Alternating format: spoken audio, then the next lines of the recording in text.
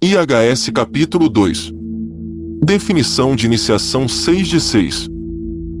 Continuando com os comentários de Michael Robbins. Em algum ponto da preparação para a terceira iniciação, chega-se a um estágio em que a maior parte da matéria nos veículos lunares é matéria atômica. A proporção da matéria atômica em relação aos tipos menores de matéria quase certamente não será a mesma em cada um dos 3 veículos da personalidade. As linhas de menor resistência para a transmissão de energia da alma, espírito são indicadas por essas diferenças de proporção. Quanto maior a proporção de matéria atômica em qualquer veículo específico, maior será a facilidade de transmissão da energia superior através desse veículo. Esta transmissão é na verdade uma transferência de vibração de um nível vibratório mais elevado para o nível vibratório do veículo no qual a transferência está ocorrendo. 2. Quando a quarta iniciação é alcançada, pode-se presumir, seguindo a analogia apresentada acima, que virtualmente toda a matéria nos veículos é matéria atômica. Como resultado, os veículos estão prontos para serem abandonados. Eles são aperfeiçoados na medida do necessário e não precisam mais surgir através do processo de geração sexual da maneira usual. A partir desse momento, em alguns casos, mas definitivamente a partir do momento em que se alcança a quinta iniciação, réplicas de veículos de personalidade podem ser criadas através do poder de Kriya Shakti. O adepto pode criar um Maya Virupa, ou corpo criado pela vontade, originado através de um processo mágico, obstinado e imaginativo. 3. Vemos no texto que a realização da quarta iniciação, embora correlacionada com o plano búdico, não dá ao iniciado liberdade completa no plano búdico. Essa liberdade é alcançada na quinta iniciação, quando o adepto deixa seus veículos inferiores irem e pode ficar livre em seu invólucro búdico. A quarta iniciação é uma espécie de terra de ninguém, entre, nem na cruz fixa nem na cruz cardinal. No momento da quarta iniciação, a pessoa aperfeiçoou a forma lunar, mas não estabilizou completamente a sua polarização no plano búdico. Na quinta iniciação isso é alcançado e a polarização átmica está em pleno andamento. Voltando ao texto. Cada iniciação dá mais controle sobre os raios, se assim podemos expressar, embora isso não transmita adequadamente a ideia. As palavras muitas vezes enganam. Na quinta iniciação, quando o adepto é mestre nos 3 mundos, ele controla mais ou menos, de acordo com sua linha de desenvolvimento, os 5 raios que estão se manifestando especialmente no momento em que ele toma a iniciação. Na sexta iniciação, se ele atingir o grau mais elevado, ele ganha poder em outro raio, e na sétima iniciação ele exerce poder sobre todos os raios. A sexta iniciação marca o ponto de realização do Cristo e coloca o raio sintético do sistema sob seu controle. Precisamos lembrar que a iniciação dá ao iniciado poder sobre os raios, e não poder sobre os raios, pois isso marca uma diferença muito definida. Todo iniciado tem, é claro, como raio primário ou espiritual, um dos 3 raios principais, e o raio de sua mônada é aquele no qual ele finalmente ganha poder. O raio do amor, ou raio sintético do sistema, é o último alcançado. Comentário. 1. O tibetano fala de controle sobre os raios crescente e progressivo à medida que o processo de iniciação prossegue. Como tantas vezes acontece, ele adverte contra a natureza enganosa das palavras. Em muitos de seus escritos, ele parece extremamente sensível a essa possibilidade. 2. O que pode significar controle dos raios? Talvez a capacidade de sintonizar a energia de um raio e manejá-lo de forma positiva. O iniciado não controla o raio em si, mas é capaz de se expressar de forma inteligente, poderosa e amorosa através de processos correlacionados com um determinado raio. O raio está presente. O iniciado não o gerou nem o originou. Ele simplesmente usa isso. 3. No momento atual da história planetária, existem 5 raios em expressão em qualquer momento, e, de uma perspectiva mais rigorosa, na verdade apenas 4, correlacionando-se com os 4 da quarta ronda. Na página 26 de Esoteric Psychology, volume Eu, D.K., digo, você verá que 4 raios estão em manifestação neste momento, o segundo, o terceiro, o quinto e o sétimo. 4 assim, atualmente, o segundo, terceiro, quinto e sétimo raios estão definitivamente em expressão. O sexto está a diminuir rapidamente e o quarto ainda não surgiu. O primeiro raio não está realmente em encarnação. Para fins práticos, devemos considerar que o sexto raio, devido ao seu poder evidente e à presença de tantas almas nele, ainda está em encarnação, embora daqui a cerca de 100 anos isso não aconteça, e o quarto raio será numerado entre os 5. Se o sexto ou quarto raio for adicionado aos 4 raios que estão definitivamente se manifestando, aparecerão os 5 raios sobre os quais DK escreve. 5. Então, existem 4 desses raios em manifestação, ou existem 5? Atualmente, devido às iminentes entradas e retiradas de raios, há definitivamente 4. Mas, após o ano de 2025, quando se prevê a entrada do quarto raio, haverá definitivamente 5. O ciclo do quarto raio é, no entanto, diferente e está entrando em relação à sua mônada, então talvez a sua presença deva ser considerada de forma diferente da presença dos outros raios que parecem estar se manifestando por meio de um tipo diferente de ciclo de raios. 6. O quarto raio se manifestará antes de muitas gerações terem passado, mas apenas do ângulo de sua mônada encarnada, e não do ângulo de seu ashram ativo. Estes 581, 7. O mestre da sabedoria é o mestre nos 3 mundos. Os 3 mundos da evolução humana constituem o campo de seu domínio. Este domínio é uma dinâmica diferente da dinâmica que ele evidencia nos níveis superiores nos quais ele está polarizado, os planos búdico e átmico. Dinâmica essa aqui, por sua vez, é diferente da dinâmica que ele evidencia em relação aos níveis inanimados dos quais ele atrai apoio e sustento, os planos monádico e logóico. 8. As correlações numéricas, correlacionando o grau do iniciado com um plano particular de um número particular, ou com um número particular de raios, são exatas. O iniciado de 5º grau tem controle sobre 5 raios, o iniciado de 6º grau sobre 6, e o iniciado de 7º grau tem controle sobre 5 raios, o iniciado de 6º grau sobre 6, e o iniciado de 7º grau sobre 7, presumivelmente, estejam ou não todos os 6 ou 7 raios em encarnação. Os iniciados do 5º, 6º e 7º graus também demonstram necessariamente atividades características que se correlacionam com os processos do 5º, 6º e 7º planos. 9. A frase aqui escrita em conexão com a 6ª iniciação, se ele obtiver o grau mais elevado, é ao mesmo tempo interessante, talvez, surpreendente. Aparentemente, nem todos os seres humanos são obrigados a passar diretamente do 5º grau para o 6º. Talvez intervenham outros tipos de experiências, que não são experiências iniciáticas. 10. Neste texto específico, disse que o Cristo é um iniciado de 6º grau. Este é provavelmente o caso de uma perspectiva, o facto de o Cristo ainda não ter completado o 7º grau. Mas em outros lugares ele é definitivamente chamado de iniciado de 7º grau, embora ainda tenha muito a realizar antes de completar esse último grau. 11. O raio sintético do nosso sistema solar é o 2º raio do amor-sabedoria. Curiosamente e paradoxalmente, o 2º raio rege a 7ª iniciação e não a 6ª iniciação, que está sob o controle do 3º raio. Embora seja fácil ver como a 6ª iniciação se correlaciona com o 2º raio, porque a mônada, alcançada de uma nova maneira na 6ª iniciação, está localizada no 2º plano do sistema, contando de cima para baixo, parece haver ser uma discrepância, porque a 7ª iniciação é definitivamente aquela que se correlaciona mais diretamente com o 2º raio. 12. O tibetano faz a distinção entre poder sobre os raios e poder sobre os raios.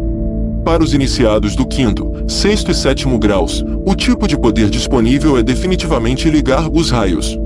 Os próprios raios emanam de um nível inteiramente superior àquele em que o iniciado está funcionando. Talvez, inicialmente, possamos pensar nos raios como emanados dos senhores dos raios em Shambhala, mas mesmo esses senhores estão recebendo os raios dos logoi planetários, que, eles próprios, estão recebendo os raios dos logoi estelares, e assim por diante, até as fontes dos raios tornam-se constelares. Finalmente, em relação ao nosso sistema cósmico local, pode-se dizer que os raios se originam daquele sobre quem nada pode ser dito, embora certamente este grande ser, também, não seja a fonte última do raio. 13. O raio da mônada é aqui chamado de raio primário, e é aquele em que o iniciado ganha poder de 3 tipos possivelmente diferentes, ou se os sub-raios da mônada também forem considerados, então poder de 7 possivelmente tipos diferentes. 14. O que se entende por conquista de poder? Provavelmente é o raio monádico, que finalmente se torna dominante sobre todos os outros raios e é o raio sobre o qual o iniciado dá a sua contribuição primária em termos da vida planetária. Em outros raios, como o raio da personalidade ou da alma, pode-se adquirir habilidade e habilidade, mas a obtenção de poder é um processo ainda mais intenso. Provavelmente, nesta fase do nosso desenvolvimento evolutivo, não temos noção do que realmente significa ganhar tal poder.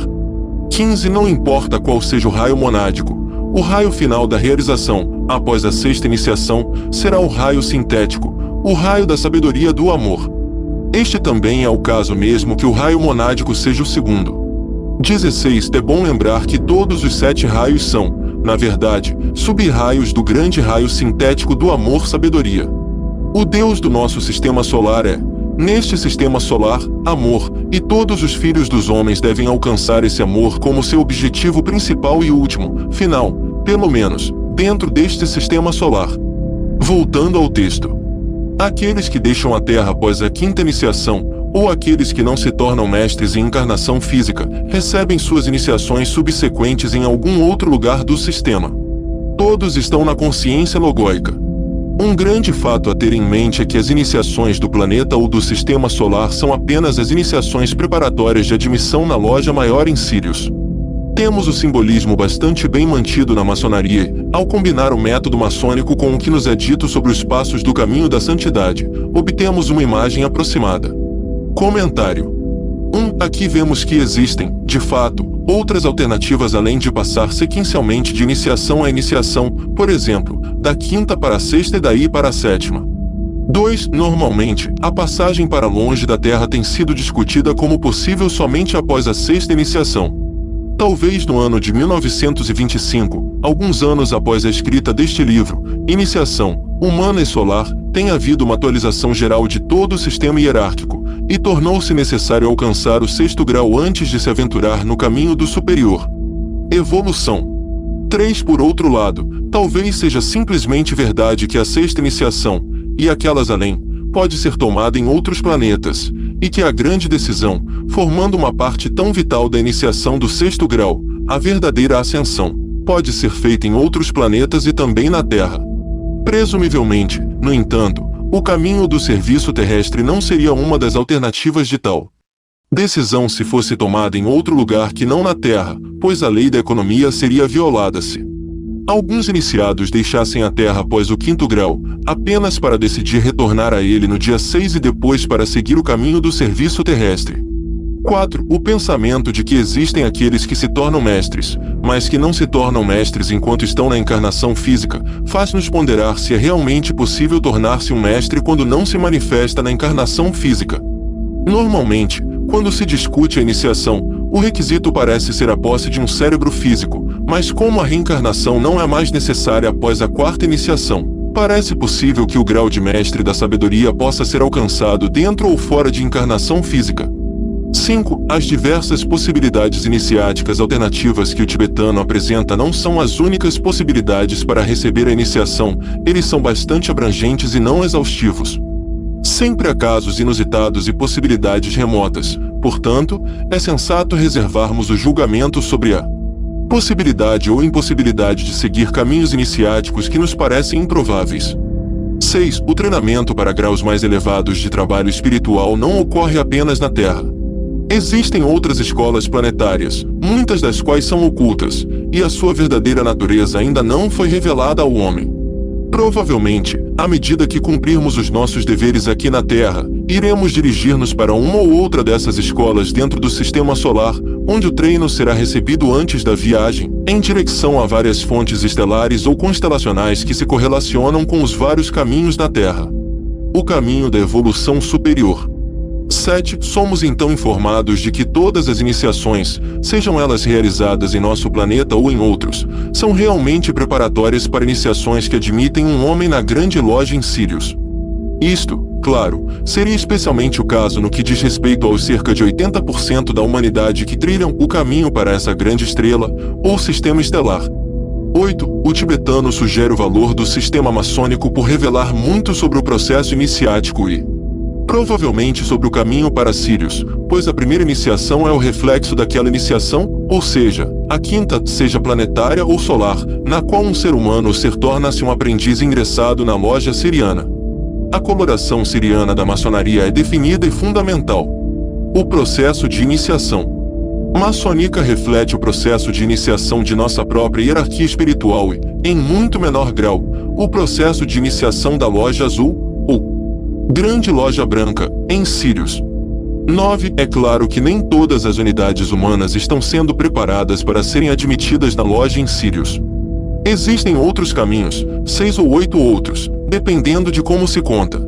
Aqueles que se aventuram em outros destinos, no entanto, recebem algum treinamento análogo ao treinamento siriano, embora em um nível mais baixo do que o treinamento augusto ali possível, simplesmente passando pela série de iniciações administradas por nossa própria hierarquia espiritual. Seus processos são um reflexo de processos sirianos. Voltando ao texto. Ampliemos um pouco. As primeiras 4 iniciações do Sistema Solar correspondem às 4 iniciações do domínio Tris, anteriores à primeira iniciação cósmica. A quinta iniciação corresponde à primeira iniciação cósmica, a do aprendiz iniciado na maçonaria, e faz de um mestre um aprendiz inscrito da loja em Sirius. A sexta iniciação é análoga ao segundo grau na maçonaria, enquanto a sétima iniciação faz do adepto um mestre maçom da Irmandade de Sirius. Comentário. 1. Normalmente as 2 primeiras iniciações planetárias são consideradas iniciações do limiar, sendo a terceira iniciação, a primeira iniciação solar, considerada a primeira iniciação verdadeira. 2. O tibetano agora amplia a consideração, mas é preciso ler com muito cuidado. É fácil ignorar o fato de que ele diz que as primeiras 4 iniciações do Sistema Solar Itálico MDR são as iniciações do limiar. As primeiras 4 iniciações do Sistema Solar podem muito bem ser, e provavelmente são, iniciações solares e não iniciações planetárias. Assim, estas 4 iniciações começariam com a terceira e incluiriam a quarta, a quinta, a sexta, sendo apenas a sétima iniciação planetária considerada uma verdadeira iniciação no sentido siriano. 3. Deve-se decidir se a quinta iniciação planetária deve ser considerada a primeira iniciação cósmica ou se é a quinta iniciação solar que é realmente a primeira iniciação cósmica. 4. O texto deste livro, RIS, torna a última opção mais plausível.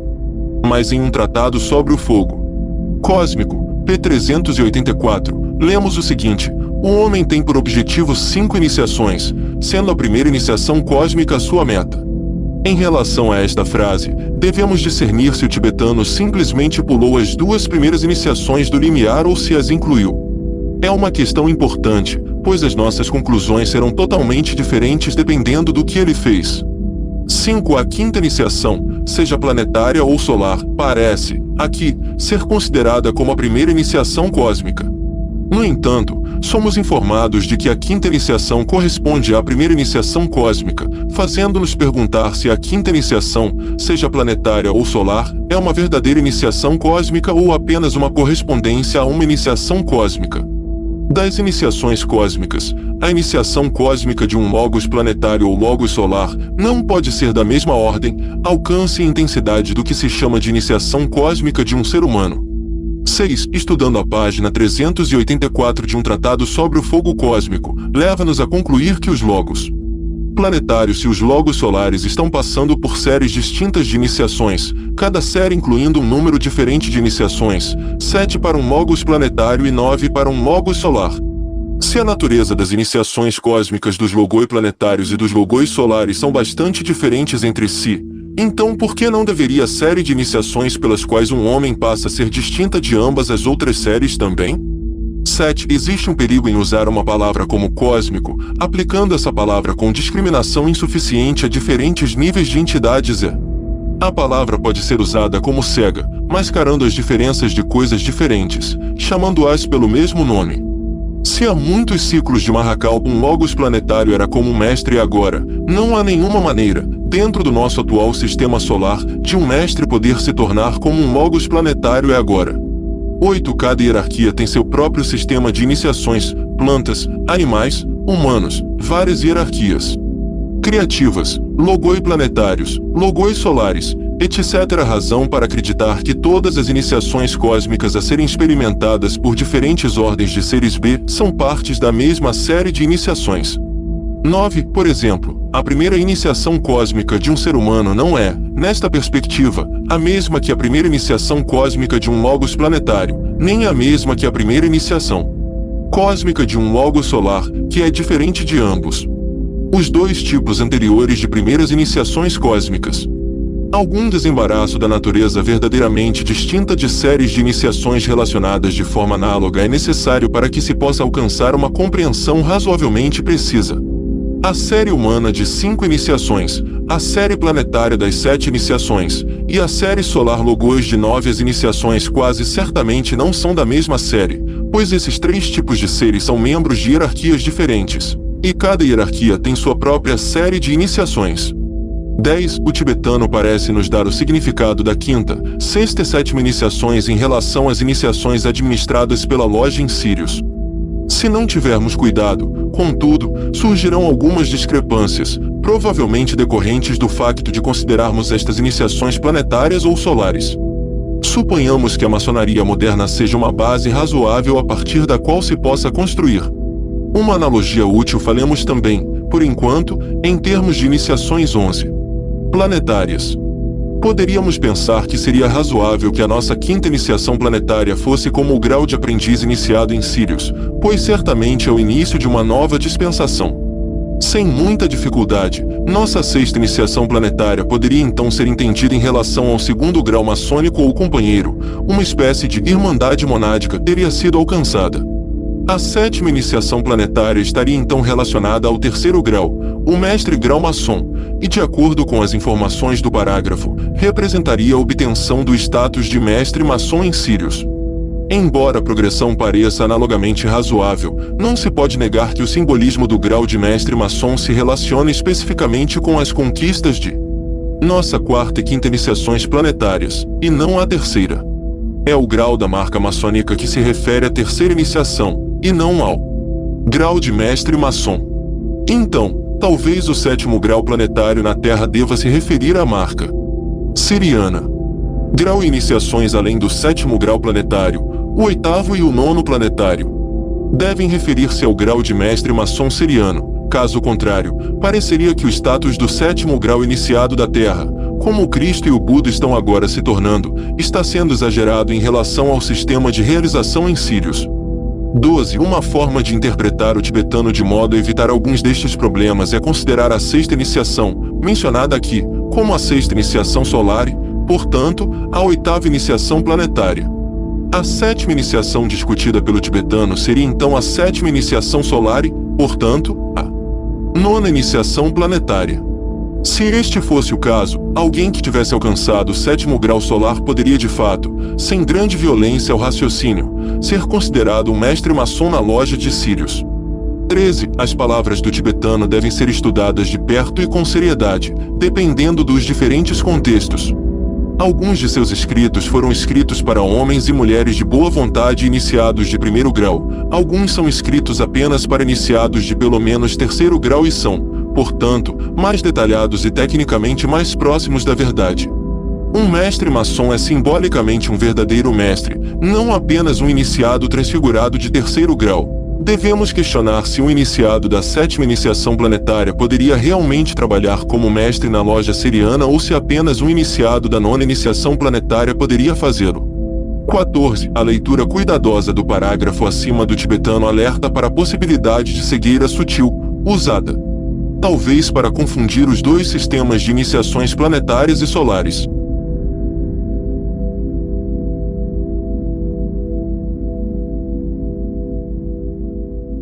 Fim da parte 6 de 6 de A Definição de Iniciação. Ouça o próximo capítulo.